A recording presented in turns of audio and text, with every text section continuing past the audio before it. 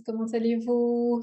Je suis Mélanie Silla, illuminatrice de potentiel et je suis ravie de vous retrouver pour ce direct dans lequel on va parler vitalité, vitalité physique, émotionnelle et énergétique. Alors pourquoi vitalité? Pourquoi est-ce que c'est important? Et puis on va aborder quelques clés aussi pour augmenter notre vitalité à tous les niveaux.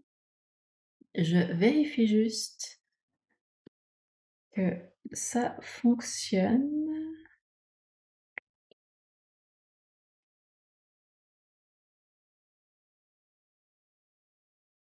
Mmh.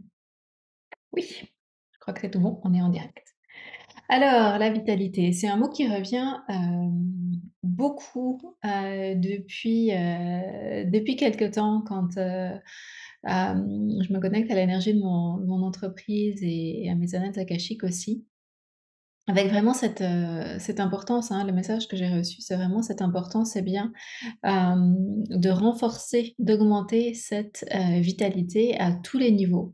Alors, vitalité, eh bien, on retrouve le mot «vie» dedans, donc c'est vraiment cette capacité, en fait, à incarner, à emmagasiner, à vivre, de la force vitale et c'est particulièrement important en ce moment parce que, eh bien, on est, hein, dans de grands, chamboulements, on va dire comme ça, dans une période, intéressante et en même temps challengeante et tout ce qu'on voudra et c'est important finalement, eh bien, qu'on parvienne apprendre à fonctionner, à notre plus haut niveau dans cette période-là et en même temps, eh bien, d'arriver justement à naviguer toutes ces différentes énergies qui sont là, hein. Là, on est en novembre, 2022 et ce mois de novembre, le mois d'octobre, l'été aussi, ont été, particulièrement, riches, particulièrement chargés de toutes sortes d'énergies différentes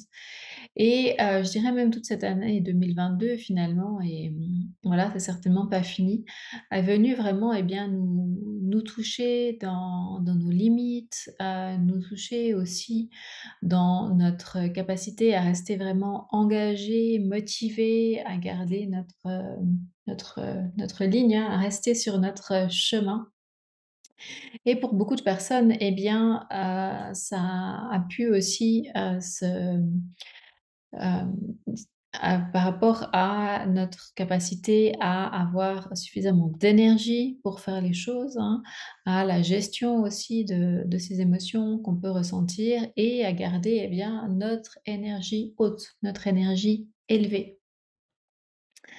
Tout ça, c'est pas forcément évident parce qu'en même temps, on est bombardé par, toutes sortes de choses depuis, l'extérieur et j'entends beaucoup de personnes finalement qui me disent que, ben, qu'elles sont, fatiguées, qu'elles sentent que physiquement elles ont de la peine à suivre et en même temps c'est difficile de se retrouver dans cette situation-là quand on sent en même temps que voilà, on a vraiment envie de développer son entreprise pour pouvoir, avoir un impact plus grand, pour pouvoir avoir une contribution plus grande aussi, hein.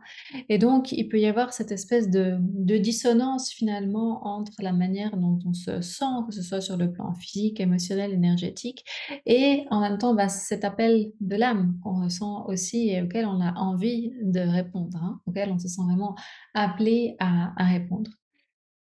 Donc la première chose, eh bien, c'est de reconnaître cette dissonance en soi, de reconnaître là où finalement peut-être que, on s'est, critiqué, peut-être qu'on en est arrivé à la conclusion qu'il y avait quelque chose qui n'allait pas chez nous, hein. C'est facile d'arriver à cette conclusion-là et pourtant c'est pas ça la réponse. Mais, d'observer, voilà, partout où finalement, ben, on est dur peut-être avec nous-mêmes, où on se dit qu'on manque de volonté et cetera. Ou peut-être qu'on se sent aussi, perdu dans cette espèce de double courant, de double énergie. Donc dans un premier temps, eh bien, c'est de reconnaître ça, de le reconnaître en soi, de reconnaître, quelles sont les émotions aussi qui naissent finalement de cette, prise de conscience-là. Et ensuite, eh bien, l'invitation qui est là finalement, c'est de décider qu'est-ce qu'on fait à partir de là, hein? Est-ce qu'on continue à, être dur avec soi-même, à se critiquer et quelque part à stagner parce que, ben, ça nous mène à rien? Ou bien est-ce qu'on choisit, de reconnaître les choses, telles qu'elles sont, là où elles sont et de faire un choix différent en fait, hein, de choisir de s'orienter dans une autre, vers une autre possibilité. Et avec cette autre possibilité, eh bien, on revient à la thématique de ce direct qui est donc cette thématique de la vitalité, hein. Comment est-ce que, eh bien, partout où on a l'impression d'être, stagnante, d'être, fatiguée, de nager un peu à contre-courant et donc, de sentir la résistance qui est là, et bien, comment est-ce qu'on va pouvoir s'ouvrir à accueillir, à incarner davantage de vie, davantage de force vitale pour non pas lutter là contre, mais pour passer en dessus, hein? Plutôt que d'essayer, voilà, de lutter parce qu'on voit que le chemin est là et puis en même temps il est encombré et cetera. Comment est-ce qu'on peut finalement, avancer d'une manière qui est différente, d'une manière qui va être fluide et donc se donner les moyens d'avancer dans cette direction-là? Donc peut-être qu'on peut reprendre cette image-là à la place d'essayer de lutter contre le courant, peut-être qu'on peut prendre un autre chemin. Et cet autre chemin que je vous propose, eh bien, c'est celui justement d'une vitalité accrue à tous les niveaux, pour pouvoir finalement fonctionner sur une, fréquence, une vibration différente de, cette fréquence de, «c'est difficile», de, «je veux avancer mais, j'ai de la peine, je sens de la résistance à l'intérieur de moi et à l'extérieur aussi potentiellement». Et donc, bien à quelle autre possibilité est-ce que je peux m'ouvrir finalement, hein? Et ça nécessite vraiment de notre part, eh bien, qu'on élève en effet notre, notre vibration, qu'on élève notre fréquence au-delà, au-dessus de, cette énergie, stagnante dans laquelle on a pu se laisser prendre finalement, dans laquelle on a pu s'enfoncer. Et ça, eh bien, ça va nécessiter, qu'on fasse ce choix d'abord en conscience et qu'on se donne les moyens d'augmenter cette vibration, cette fréquence-là. Et ça passe, eh bien, par ces 3 piliers, hein, du physique, de l'émotionnel, de l'énergétique, je rajouterais même du mental aussi, qui nous permettent finalement, eh bien, quand on «travaille», hein, entre guillemets, sur ces 3 piliers-là, qui nous permettent, eh bien, de pouvoir réellement choisir, co-créer une réalité différente. Alors sur le plan physique, qu'est-ce qu'on peut faire pour augmenter notre vitalité? Eh bien, ça va être évidemment de venir, observer quelles sont nos habitudes, alimentaires, par exemple, d'aller voir, eh bien, qu'est-ce qu'on peut mettre, en place pour, manger des aliments qui ont plus de vitalité. Ça va être de voir aussi, ben, est-ce qu'on s'autorise à faire circuler cette énergie vitale à l'intérieur de nous? Est-ce qu'on bouge notre corps, que ce soit par la danse, que ce soit, par le yoga, que ce soit par la course à pied, que ce soit peu importe, hein, l'activité, la marche simplement, que ce soit quelle que soit l'activité physique qui vous correspond, mais est-ce que, eh bien, vous le faites régulièrement tous les jours? Parce que faire circuler l'énergie, c'est absolument capital.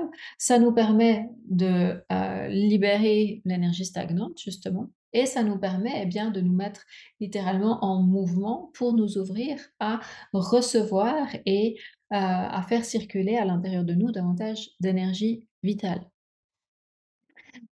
Et puis sur le plan émotionnel, eh bien, ça va être important aussi d'aller donc comme je disais tout à l'heure, observer nos émotions, voir ce qu'elles ont à nous apprendre, à nous indiquer.